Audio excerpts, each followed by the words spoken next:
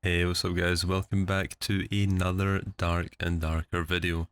I'm sure we're all happy to see Dark and Darker has finally returned for its 5th playtest, albeit through a little bit of a different way than before, with Iron Mace opting to deliver us the open beta through a torrent file due to their current legal circumstances, but nonetheless, we are all back in Dark and Darker and playing the game that we love so much, which is super nice.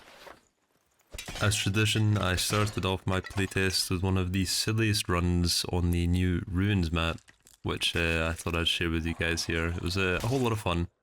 I was trying out a new shield fighter build because it seems like they've added mostly perks to do with shield fighting for the fighter now as their rework, kind of taking away from the two-handed meta. They've gone with focusing more heavily on a defensive playstyle, which is pretty interesting, and looking forward to trying that a whole lot more during this playtest. But yeah, the Ruins map is looking super nice, as you can see. It's just as I expected. They had it on the surface in some kind of dilapidated ruins, and right here we get our first fight with another fighter. And don't quite hit the shield bash, unfortunately. But we do get into a nasty slash off here. Skeleton aggros back on me, unfortunately, and I'm not too good with the shield block there. Now we shall taking the skeleton out very quickly, and then switching our attention back to the fighter. Get our second wind off. We do hit him with the shield bash there, taking away a nice chunk of his HP. And at this point he's getting a little bit scared, and we take him down. Luckily I do see a shrine of health behind him, which is super lovely, which means I don't need to waste any healing. And I get straight to it. But yeah, this map is really cool. I've now played, I think I'm level 19 on fighter now, and I've played a good amount of the Ruins map before I went off to bed last night.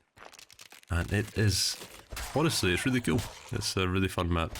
And I'm a super big fan of how they've structured their way of heading deeper into the dungeon, with no more red portals on the first map, and instead having a staircase which opens up kind of later on into the round, which you can just head down. Now my only problem with that is sometimes you're stuck waiting in the storm just to head down at the minute mark, which I believe is when it opens. I was hoping it would maybe open a little bit earlier to allow people to kind of head down without having to take too much damage and stay outside of the battle for too long, but as far as things goes, it's not really a huge problem. And it's a really nice welcome change from the regular red portal method. Now I did do some high rollers last night, and it does seem like they have stuck with the red portal method for the high roller dungeon, and that is perfectly fine because it takes you down to hell on your second trip.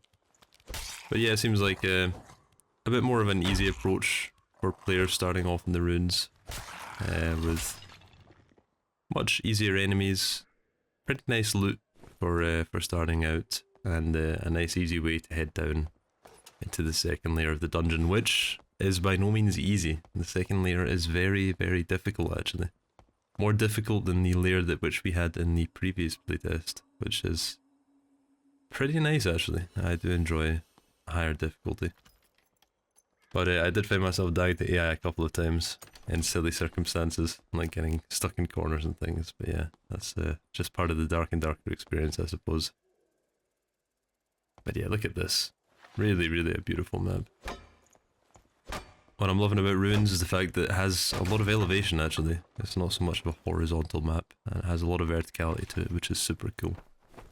Sometimes I find myself on top of a tower just looking down onto, I don't know, half of the map, and I see squads fighting, I see people, and it's yeah, it really has a lot of immersion to the experience. It's super nice. But yeah, run has started, not too bad. We got ourselves a little bit of gear. Now as things go, I'm going 0 to hero in this run, as per usual. And trying to scale up as best as I can. I'm definitely going to be trying a lot more classes in this playtest. I'll maybe give the Bard a shot, but I want to give Rogue a focus this time, because Rogue looks like a whole lot of fun, and they've added some really fun abilities for it too.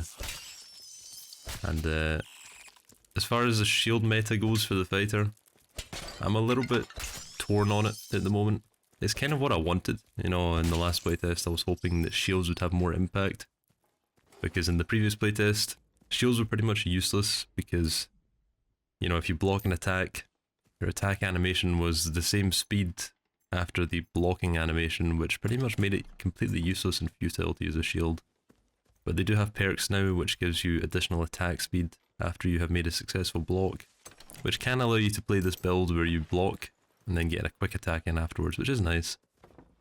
And we do find ourselves a little bit of a ranger here. We do the good old slow approach, crouching with the shield, get a nice shield bash off on him, and we managed to take him down pretty quickly. It was a close fight though. He got a couple of arrows on us at the start there. But yeah, the problem I have with the current shield meta, after playing with it for a little while, is that shields do feel a little bit inconsistent, if I'm honest with you. And in order for this kind of meta to work for the fighter and what they're going for, I think they'll need to work on shield hitboxes and player hitboxes a little bit more. And yeah, we start doing a surgical kit here, and this is where it gets very silly. It's kind of like Tyrannosaurus Rex. If we don't move, he might not see us. So we just sit very still, get our surgical kit off, and now we can start fighting him. Very lucky that he didn't see us there in the bush.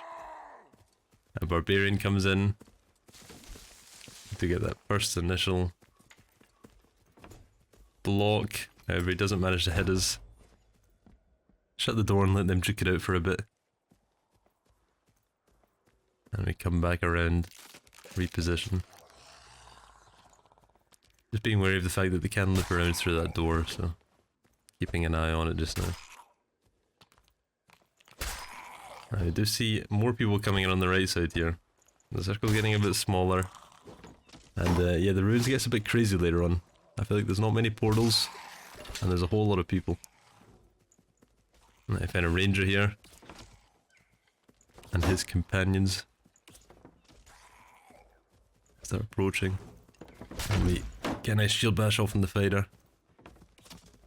I have to play this pretty carefully though. Can't just rush in like normal.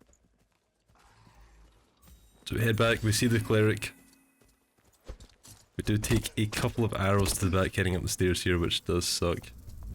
We managed to chase him up after his fight with the barbarian. Get a nice bash on him. Good block. As you can see, the attack speed buff is lovely there. Very nice. And we get that loot. A nice round shield. However, at this point, the circle is pretty small. There's still quite a lot of people left, and things are looking pretty grim for us at the moment. We grab as much loot as we can. Take this corpse because we're greedy. It's popping another surgical kit. In hindsight, I probably shouldn't have popped the surgical kit. I should have started looking around for another portal. Because the circle starts heading into its final little area here. And we are indeed in a lot of trouble right now. Thank God for no fall damage. We just take that big leap down and start looking for a portal. But we are ambushed at the base. As you can see, these three folks had a little trouble, similar to me, and could not find an escape. And the dark indeed grows darker. But yes, thanks for watching guys. I hope you enjoyed this first video back to Dark and Darker. A bit of an interesting one, bit funny, bit silly. But yeah, nonetheless, it's great to be back, and I'll see you in the next one.